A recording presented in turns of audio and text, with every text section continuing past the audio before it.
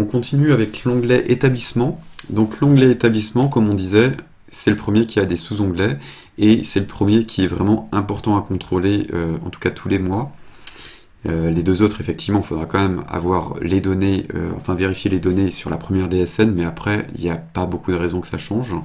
Par contre, sur établissement, on va avoir, bon alors, les données de l'établissement, donc ça, je reviens pas dessus, c'est nouveau dans la fiche établissement, c'est la même chose. Au niveau, on va avoir adhésion, prévoyance personnelle, couvert, ça c'est très spécifique, donc je vais pas trop m'attarder dessus. Ce qui est surtout important, c'est l'onglet cotisation et l'onglet versement. Alors qu'est-ce qu'il y a dedans? Dans l'onglet cotisation, on va retrouver les informations liées à l'URSSAF.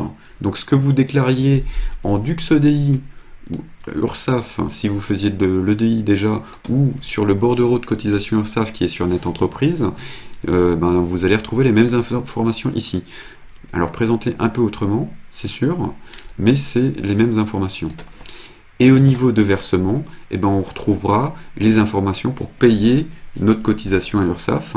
Donc ça pourra être ce sera le compte bancaire que vous voudrez.